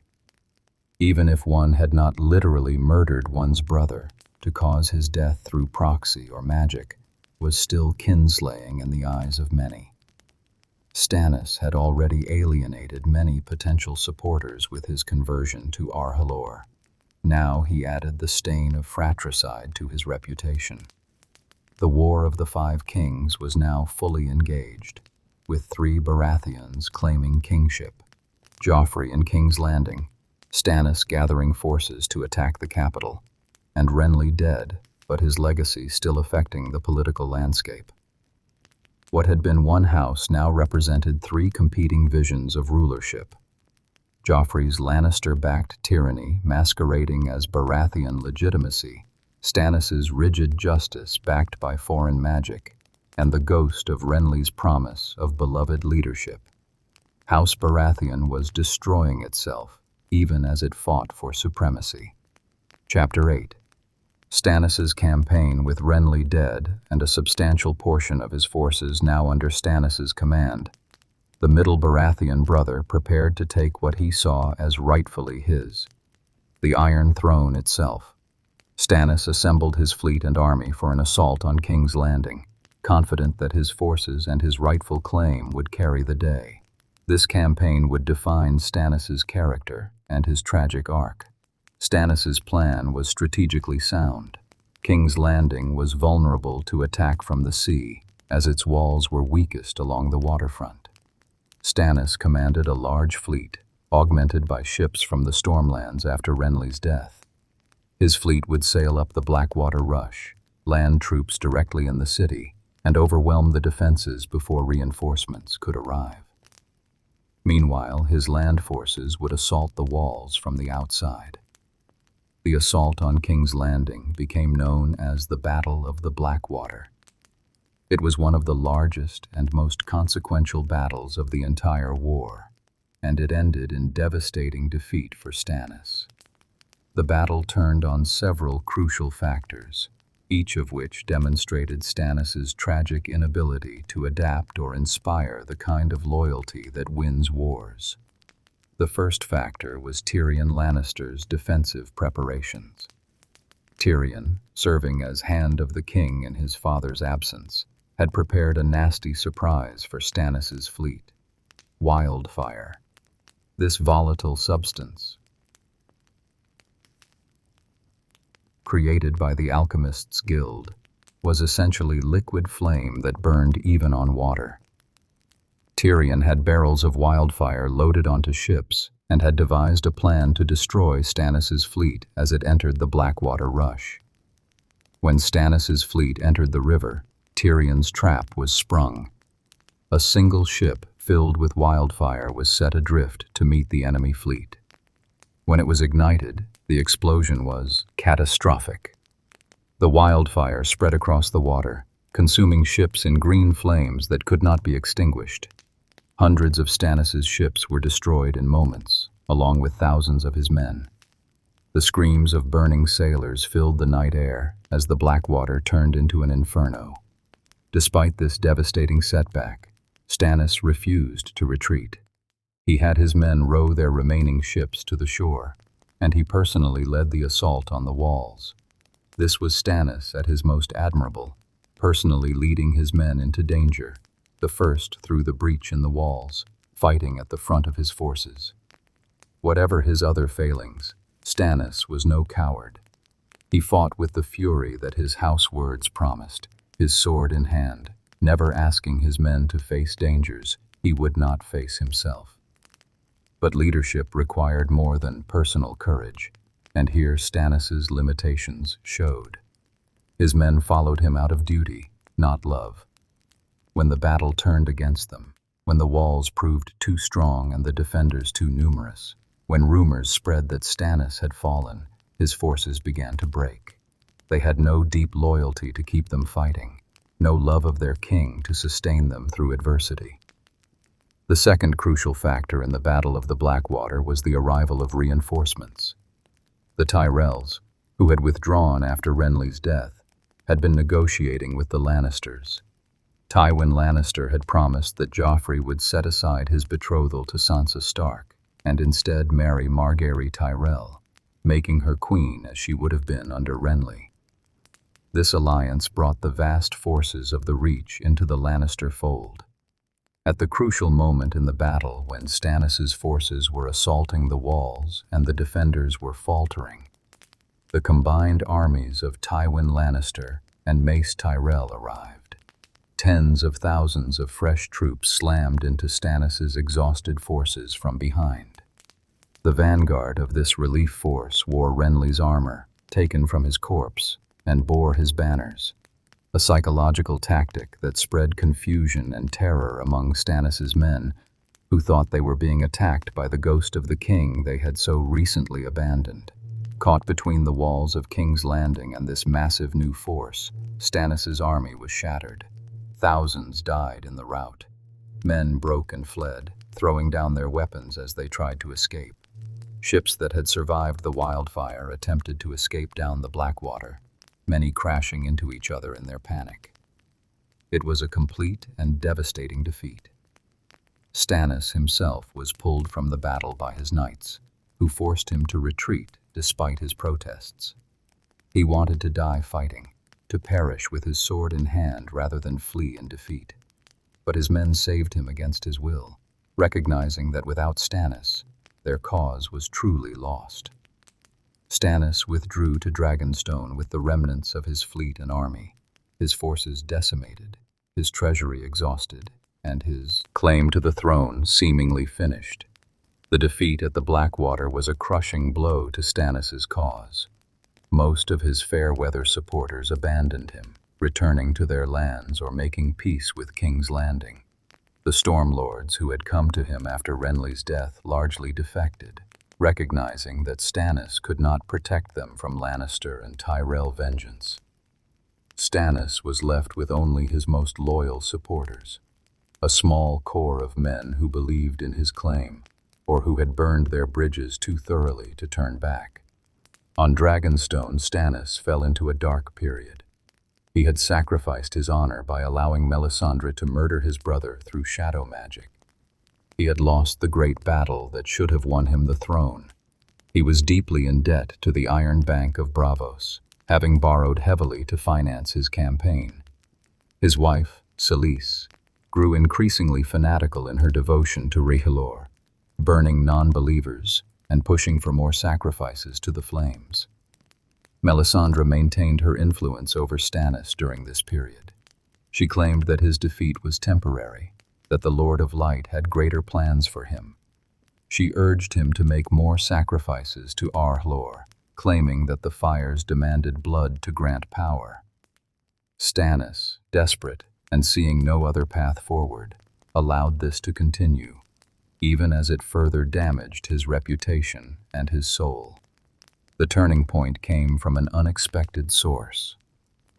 A message from the Night's Watch. Jon Snow, now Lord Commander of the Night's Watch, sent word that Stannis Baratheon was needed in the north. The wildlings were massing beyond the wall, and the Night's Watch was desperately undermanned and unable to defend the realm against this threat. Moreover, Jon's message appealed to Stannis's sense of duty. Here was a chance to defend the realm, to actually act as a king should, whether or not anyone acknowledged his claim.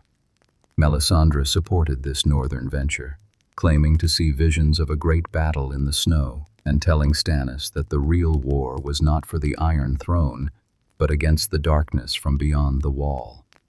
Whether she truly believed this or was simply giving Stannis a purpose to prevent his complete collapse is unclear. But Stannis seized on this new mission.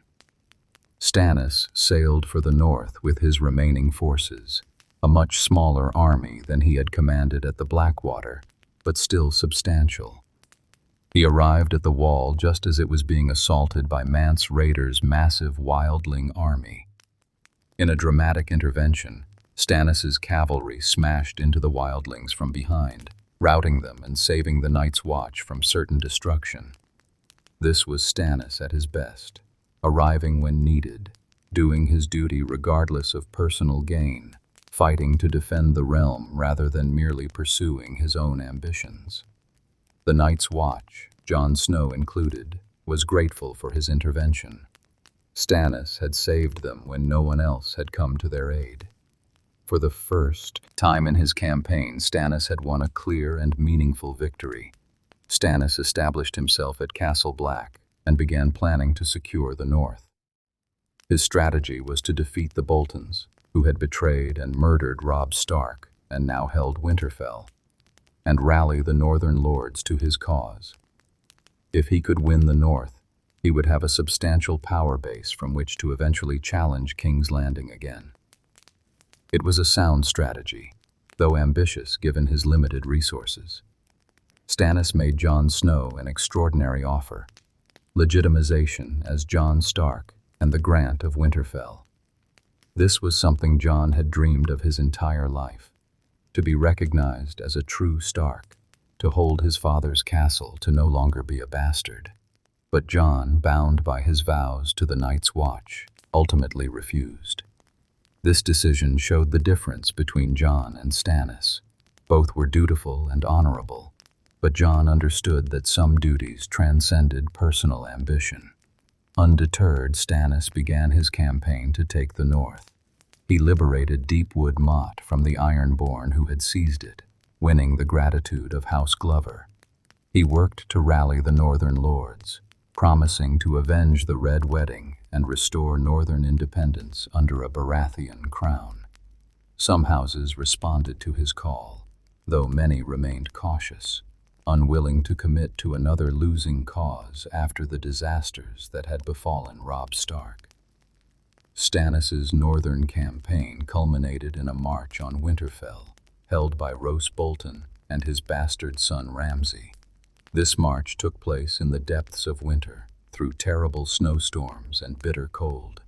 Stannis's army, inadequately supplied and prepared for such conditions, suffered terribly. Men froze to death, horses died, supplies ran out. The march became a nightmare of cold and starvation. Melisandre urged Stannis to make sacrifices to Orhlor to gain the gods' favor and improve the weather. When regular sacrifices of prisoners and deserters proved insufficient, she suggested something far more terrible, sacrificing Stannis's daughter, Shireen, who had accompanied the army.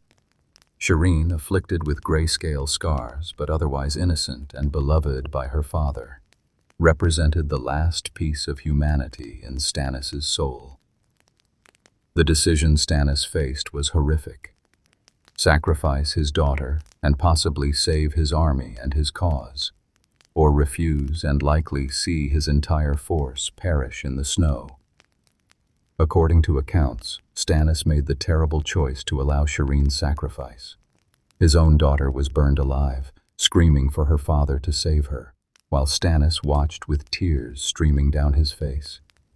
It was perhaps the most horrific thing Stannis did in his entire campaign, a moment where duty and ambition completely consumed whatever remained of his humanity.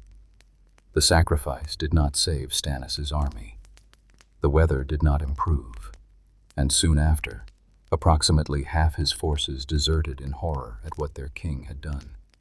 Selyse, racked with guilt over her daughter's death, hanged herself. Melisandre, seeing that her visions had not come to pass as she expected, abandoned Stannis and fled back to Castle Black. Stannis was left with a small fraction of his original force, trapped in the snow, approaching an enemy fortress. The Battle of Winterfell, such as it was, ended in complete defeat for Stannis. His reduced, starving, and demoralized force was no match for the Bolton garrison. The battle was less a fight than a slaughter. Stannis's army was destroyed, and Stannis himself was wounded and separated from his men. Stannis Baratheon, the rightful king by law, the dutiful brother who had held Storm's End through starvation, the warrior who had led the assault on King's Landing, ended his life in a snowy wood outside Winterfell.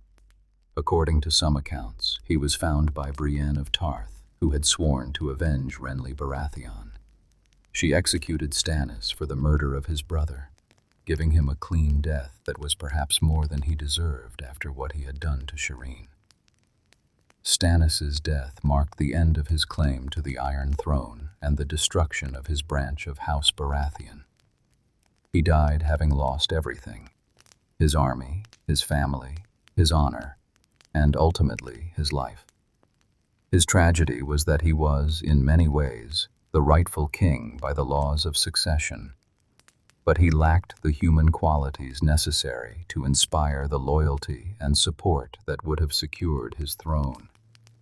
His rigid adherence to justice, untempered by mercy or understanding, made him respected but never loved. And in the end, his desperation to fulfill what he saw as his duty led him to commit the most heinous acts, destroying his own soul in pursuit of a crown he would never wear. Chapter 9. The Cadet Branches and Bastards. While the main line of House Baratheon descended from Orys through Robert, Stannis, and Renly, the house also produced numerous cadet branches and bastard lines over the centuries. These collateral relations, while not holding the primary titles, played important roles in the house's history and, in some cases, represented the best hope for the house's survival after the catastrophic losses of the War of the Five Kings. The tradition of Baratheon bastards was particularly notable during Robert's reign. Robert fathered at least 16 acknowledged or rumored bastards throughout the Seven Kingdoms, more than any king in recent memory. These children bore the bastard surnames of their regions: Storm for the Stormlands, Waters for the Crownlands, Stone for the Vale, and so forth. While bastards had no legal claim to inheritance while legitimate heirs existed, they represented potential continuations of Baratheon blood. The most notable of Robert's bastards was Edric Storm, who held a unique position among Robert's illegitimate children. Edric was born to Delaena Florent, a noblewoman, which gave him high birth on both sides. More significantly, Robert had publicly acknowledged him as his son. Edric was the only one of Robert's bastards to be officially recognized by the king, which gave him a status above the others. Edric was conceived during the bedding ceremony at Stannis' wedding, a traditional but crude practice where wedding guests would escort the bride and groom to their chambers. Robert, drunk and led astray by the festivities, bedded Delaena Florent that same night. When a child resulted, Robert acknowledged him but sent the boy to be fostered at Storm's End, where he was raised as a nobleman's bastard with all appropriate courtesies. This public acknowledgement made Edric dangerous to Cersei Lannister. If Robert's supposed legitimate children were proven to be bastards, Edric Storm, publicly acknowledged by Robert and bearing unmistakable Baratheon features, might have a stronger claim to the throne than Joffrey, Myrcella, or Tommen. For this reason, Cersei sought to eliminate all of Robert's bastards after his death, ordering the Gold Cloaks to murder them throughout King's Landing. Another significant bastard was Maya Stone, Robert's eldest known child, born to a woman in the Vale when Robert was still being fostered there as a youth. Maya grew up in the Vale and became a skilled guide, leading travelers up and down the treacherous mountain paths. She knew Robert was her father and had fond memories of his brief visits when she was young, though he gradually stopped coming as he became king and was consumed by his royal duties. Gendry was perhaps the most important of Robert's bastards, though he himself did not know his parentage for years. His mother was a tavern wench in King's Landing who died when he was young. Gendry was apprenticed to a master armorer named Tobho Mott, who had been paid handsomely by an unknown patron, actually John Arryn, who had taken an interest in Robert's bastards during his investigation of the royal children's legitimacy. Gendry was a skilled apprentice, strong and hard-working, with the black hair and blue eyes that marked him as Robert's son, though he did not know it. When Cersei's purge of Robert's bastards began, Gendry was evacuated from King's Landing by Yoren of the Night's Watch, who was recruiting for the Wall. This saved Gendry's life, and set him on a path that would eventually prove crucial to House Baratheon's survival. During his travels, Gendry befriended Arya Stark, though neither initially knew the other's true identity. The two formed a bond based on mutual respect and shared hardship. Gendry proved himself brave and loyal, protecting Arya and others, even when it put him at risk. Eventually, Gendry learned of his parentage, though the knowledge brought him more trouble than benefit during the war. Gendry was later captured by Melisandre and brought to Dragonstone. The Red Priestess wanted to use him for blood magic, as he carried king's blood through his father. She planned to sacrifice him to give power to Stannis' cause. However, Ser Davos Seaworth, Stannis' most loyal advisor and the moral compass of his court, helped Gendry escape, sending the boy away by boat and possibly saving his life at great risk to Davos's own position. Beyond Robert's bastards, there were other lesser branches of House Baratheon scattered throughout the Stormlands. Cousins, descendants of younger sons, and other relations held smaller keeps and lands. Most of these remained loyal to the main line during the War of the Five Kings, though their forces were scattered and their influence limited. The complete destruction of the main line, Robert dead, Stannis dead, Renly dead, and all of Robert's supposed legitimate children revealed as bastards of incest, left these distant relations as potential heirs, though their claims were weak. The situation of House Baratheon's bastards raised interesting questions about legitimacy and succession. In Westeros, a king had the power to legitimize bastards, giving them the rights and names of legitimate children. This had been done before in history, though it was relatively rare and often controversial. If a king chose to legitimize a bastard, that person could inherit titles and lands. This power of legitimization would become crucial to House Baratheon's ultimate fate. With the main line extinct, the only way to continue House Baratheon was either through distant legitimate relations or through the legitimization of one of the bastards. The question was whether anyone would have the authority and desire to take this step, and which bastard might be chosen. The bastards themselves varied greatly in character and capability. Edric Storm had been raised as a nobleman and educated appropriately, making him potentially suitable for high position. Maya Stone was capable and intelligent, but had lived her entire life in the Vale working as a guide. Gendry had been raised as a commoner and had no education in governance or warfare beyond what he had learned during the war. Each represented different possibilities for the house's future. The legal and social complications of bastardy in Westeros were complex. While bastards were stigmatized and barred from normal inheritance, they were not without rights. A father could acknowledge his bastards and provide for them. They could be legitimized by royal decree. In extreme circumstances, when legitimate lines failed, bastards could be raised up to preserve a house's name and legacy. House Baratheon's situation was particularly poignant because Robert had so many bastards, yet all three of his supposed legitimate children were actually Lannister bastards with no Baratheon blood whatsoever. The true Baratheons were the children Robert had fathered in taverns and brief affairs, children he had largely ignored or forgotten, not the golden-haired princes and princess raised in the Red Keep. The irony was profound. The legitimate heirs were false, while the despised bastards were true. This inversion of normal order reflected the broader chaos and corruption that had infected the Seven Kingdoms. The question of which mattered more, legitimacy without blood or blood without legitimacy, was never fully resolved during the War of the Five Kings, but it would ultimately determine whether House Baratheon had any future at all. Chapter 10. Legacy and the End. The War of the Five Kings was catastrophic for House Baratheon. In the span of a few years, the house went from ruling the Seven Kingdoms to the brink of extinction. Understanding how this happened and what legacy the Baratheons left requires examining the final fates of the various claimants and the resolution of their dynastic ambitions. Joffrey Baratheon, the supposed son of Robert, ruled as king in King's Landing for approximately 2 years. His reign was marked by cruelty, caprice, and incompetence.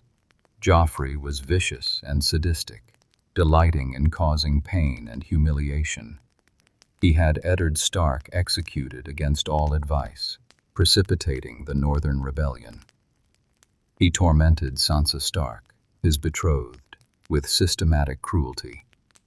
He made impulsive decisions that undermined his own cause and alienated potential allies. Joffrey's true nature was evident to those close to him. He was not merely young and inexperienced. He was fundamentally damaged, taking pleasure in others' suffering in ways that suggested serious psychological problems. Whether this was due to the genetic consequences of incest or simply his upbringing by Cersei, who indulged his worst tendencies, is unclear.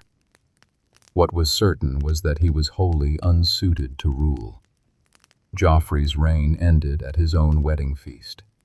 He married Margaery Tyrell in a lavish ceremony that was meant to cement the Lannister-Tyrell alliance. But during the feast, Joffrey was poisoned. He died choking and convulsing in front of hundreds of witnesses, his face turning purple, unable to breathe. The poison used was called the Strangler, and it was a horrific way to die. The murder was actually orchestrated by Olenna Tyrell, the Queen of Thorns, in conspiracy with Peter Baelish. They sought to eliminate Joffrey before Margaery was truly married to him, as they recognized he was uncontrollable and dangerous. Margaery would be a widow, but not truly a wife, free to marry again, which she did, to Joffrey's younger brother Tommen. Tommen Baratheon, the youngest of the 3 golden-haired children, became king at perhaps 8 years old. Unlike Joffrey, Tommen was gentle, kind, and eager to please. He was a sweet child who loved his kittens and wanted to be a good king. But his youth and gentle nature made him essentially a puppet, controlled first by his grandfather Tywin Lannister, then by his mother Cersei, and finally by the religious movement called the Faith Militant. Tommen's reign saw the rise of the High Sparrow, a religious leader who reformed the faith of the Seven into a powerful political force. This movement challenged the authority of the crown and the great houses, demanding that the nobility be held to the same moral standards as common people. Tommen, caught between his mother, his wife, and the faith, proved unable to navigate these treacherous waters. The conflict between Cersei and the Faith Militant escalated dramatically. When the High Sparrow and the Faith seemed poised to destroy House Lannister, Cersei took devastating action. She used caches of wildfire hidden beneath the Great Sept of Baelor to destroy the building during Tommen's Queen's trial, killing hundreds of people including Margaery Tyrell, Mace Tyrell, the High Sparrow, and many others. Tommen, watching from the Red Keep as the Sept exploded in green flames, realized what his mother had done. The gentle boy king, overwhelmed by the horror and having lost his beloved wife, walked to his window and stepped out, falling to his death. He was perhaps 13 years old. With Tommen's death, the last person calling themselves Baratheon and sitting the Iron Throne was gone. But none of the 3 golden-haired children were actually Baratheons. They were Lannisters, born of incest, with no claim to House Baratheon's legacy. The true end of the main Baratheon line came with Stannis' death in the snow outside Winterfell and Shireen's horrific sacrifice. Robert's line died with him, having produced no legitimate children. Stannis' line died with Shireen. Renly died without children, his line extinct the moment he was murdered. House Baratheon of Storm's End, one of the great houses of Westeros for 300 years, was effectively extinct. The castle itself changed hands several times during the war, eventually falling under Lannister control. The Stormlands were left without their traditional overlords, their lords scattered or dead, their region destabilized by years of warfare. Yet there remained one hope for House Baratheon's continuation. Gendry, the bastard boy who had fled King's Landing and survived the war through luck, courage, and the protection of friends. Gendry had no ambition for lordship or power. He had lived as a commoner, learned a trade, and simply wanted to survive. But he carried Robert's blood, bore the unmistakable Baratheon features, and represented the last realistic hope for the house. The question of Gendry's legitimization became relevant in the aftermath of the War of the Five Kings and the subsequent conflicts. When Daenerys Targaryen invaded Westeros with her dragons and armies, seeking to reclaim the Iron Throne for House Targaryen, she needed allies. Gendry fought in the battle against the army of the dead, proving his courage in the defense of humanity itself. In recognition of his service and to secure his loyalty, Daenerys Targaryen legitimized Gendry, making him Gendry Baratheon, Lord of Storm's End. This was an extraordinary moment. A bastard who had grown up not even knowing his father was a king suddenly became a lord of one of the most powerful castles in Westeros. Gendry was overwhelmed by this elevation, uncertain how to navigate his new status. This legitimization meant that House Baratheon was not extinct. Through Gendry, Robert's line continued, and Storm's End had a Baratheon lord once more. Whether Gendry would prove capable of ruling, whether he could win the loyalty of the Storm Lords who might resent a baseborn upstart, and whether he could navigate the complex politics of post-war Westeros remained to be seen. But the house survived, if only barely. The legacy of House Baratheon was complex and ultimately tragic. They rose from relatively recent founding to rule the Seven Kingdoms, achieving in 3 centuries what took other houses millennia. Orys Baratheon proved himself worthy of Storm's End through strength and mercy. The Baratheon lords who followed him maintained the Stormlands faithfully for generations, serving the Targaryens loyally until those Targaryens proved unworthy of loyalty. Robert's rebellion was justified by Aerys II's madness and crimes, and Robert's victory was legitimate through right of conquest. But Robert proved unable to translate his prowess as a warrior into skill as a ruler. He won the throne through strength and courage, but lacked the discipline and wisdom to rule effectively. His reign, while peaceful, was marked by financial irresponsibility, personal excess, and a failure to address the corruption around him. The tragedy of the 3 Baratheon brothers was that each possessed important qualities for kingship, but none possessed them all. Robert had the charisma and courage, Stannis had the sense of justice and duty, and Renly had the charm and political skill. If they had been able to work together, combining their strengths, they might have ruled wisely. Instead, their divisions destroyed them all. The house's words, "Ours is the fury," proved prophetic in the end. The Baratheons brought fury to their enemies, but also to themselves. Their passionate natures, their stubbornness, their inability to compromise or forgive. All the traits that made them formidable warriors made them vulnerable to internal conflict. The fury that had won them a kingdom ultimately tore that kingdom from their grasp. House Baratheon's impact on Westeros was profound despite their relatively brief time as the ruling house. They proved that the Targaryen dynasty was not invincible, that dragons and ancient lineage could be overthrown by strength and determination. They showed that power could be seized through rebellion when the ruling power became tyrannical. This precedent would influence Westerosi politics for generations to come. The Baratheons also demonstrated the importance of legitimacy. Robert's claim was strengthened by his Targaryen blood, however distant.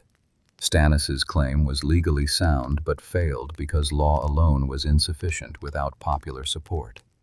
The revelation that Joffrey, Myrcella, and Tommen were bastards showed that legitimacy mattered, that you could not simply place anyone on the throne and expect the realm to accept it.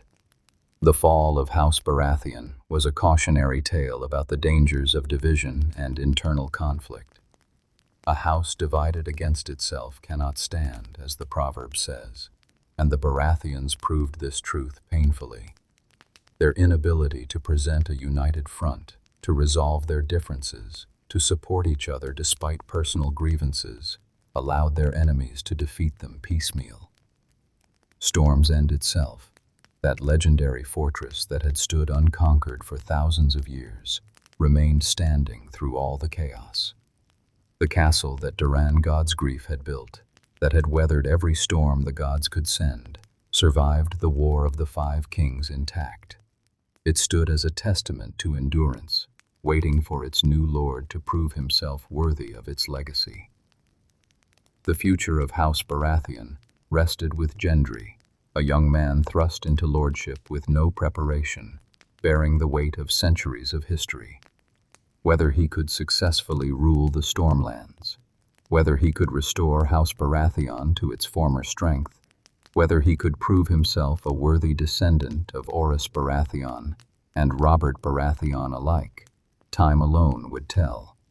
What was certain was that House Baratheon's story, from its founding in Aegon's conquest to its near extinction in the War of the Five Kings, to its tentative revival through Gendry's legitimization, was one of the most dramatic arcs in Westerosi history. It was a story of strength and fury, of duty and ambition, of loyalty and betrayal. It showed both the heights to which a great house could rise and the depths to which it could fall. Conclusion. The complete story of House Baratheon spans 3 centuries of Westerosi history, from Orys Baratheon's defeat of the last Storm King to Gendry Baratheon's legitimization and elevation to Lord of Storm's End. It is a story that encompasses the founding of a house through conquest and marriage, centuries of loyal service to the Iron Throne, a rebellion that toppled a dynasty, a brief and troubled reign as the ruling house of the Seven Kingdoms, and finally a catastrophic civil war that nearly destroyed the house entirely. House Baratheon produced some of the greatest warriors in Westerosi history. Orys Baratheon, who defeated Argilac the Arrogant and founded the house. Robert Baratheon, whose warhammer crushed Prince Rhaegar at the Trident, and who led the rebellion that ended Targaryen rule. Stannis Baratheon, who held Storm's End through a year of starvation and led from the front in every battle. Each demonstrated the martial prowess that House Baratheon valued above all else. But the Baratheons also demonstrated the limitations of strength without wisdom. Robert was a great warrior, but a poor king, unable to govern the realm he had conquered. Stannis was righteous but inflexible, unable to inspire the loyalty necessary to win a throne. Renly was charming but untested, killed before he could prove whether he possessed any real capability for rule. The house's emphasis on physical courage and martial prowess left them unprepared for the subtle politics and complex governance that kingship required. The Baratheon legacy is ultimately one of missed opportunities and tragic flaws. They had opportunities to unite and rule wisely, but personal grievances and character flaws prevented this. Robert could have been a great king if he had applied himself to governance as he had to warfare. Stannis could have won broader support if he had possessed even a fraction of Robert's charisma. Renly might have been an effective king if he had lived, though he remained forever untested. The house that took as its symbol the crowned stag and its words "Ours is the fury" lived up to both. They were proud and strong like the stag, capable of tremendous feats when properly motivated. And they possessed fury, the passionate intensity that drove Robert to rebel for love, that drove Stannis to pursue his claim regardless of cost, that ultimately drove the brothers to destroy each other rather than yield. This fury was both their greatest strength and their fatal flaw. For those studying the history of the Seven Kingdoms, House Baratheon's arc provides essential lessons about power, legitimacy, and governance. It shows that winning a throne through force of arms is the easy part. Ruling justly and effectively is far more difficult. It demonstrates that personal qualities matter, that charisma without discipline, duty without flexibility, and charm without substance all lead to failure. It proves that family unity is essential, that a house divided will fall regardless of its initial strength. The survival of House Baratheon through Gendry offers a measure of hope and redemption to an otherwise dark story. That a base-born bastard who knew nothing of lordship could be elevated to rule Storm's End suggests that perhaps the house's story is not entirely over. that there might yet be another chapter to be written. Whether Gendry can succeed where his father and uncles failed, whether he can rule with the wisdom they lacked while maintaining the courage they possessed, remains to be seen. Storm's End stands still, its ancient walls unchanged by the chaos that destroyed the house that held it. The castle built by Doran Godsgrief, reinforced with magic, proof against any storm, waits for its new lord to prove himself. The Stormlands, battered by years of war, await stable leadership and a return to prosperity. The lords of the Stormlands, whose ancestors bent the knee to Orys Baratheon 3 centuries ago, will watch to see if this newest Baratheon can earn their loyalty. The complete story of House Baratheon is thus a story still being written. From Orys to Robert to Gendry, from conquest to rebellion to legitimization, from Storm King to King of the Seven Kingdoms to Lord of Storm's End, the house has risen and fallen and risen again. Their words promise fury, and they have delivered it. Fury in battle, fury in governance, fury in their own self-destruction, and perhaps yet fury in their renewal. As you rest and reflect on this history, remember that House Baratheon's story reflects eternal truths about power and human nature. Strength alone is never enough. Legitimacy matters, but cannot substitute for capability. Family bonds can be the strongest support or the deepest wound. Duty without wisdom becomes tyranny, while ambition without restraint becomes destruction. These lessons, written in Baratheon blood across 3 centuries of history, remain relevant for understanding not just Westeros, but the nature of power and governance itself. The crowned stag has been brought low, but it has not been destroyed. Storm's End endures. The Baratheon blood continues through Gendry and perhaps other bastards scattered throughout the realm. The house that Orys founded, that Robert raised to kingship, that nearly died in the snows of the north and the flames of King's Landing, survives still. What the future holds for House Baratheon, only time will tell. But their past, from glorious founding to tragic downfall to uncertain renewal, is now complete before us. A tale of fury and strength, duty and ambition, unity and division, told in full for your contemplation and rest.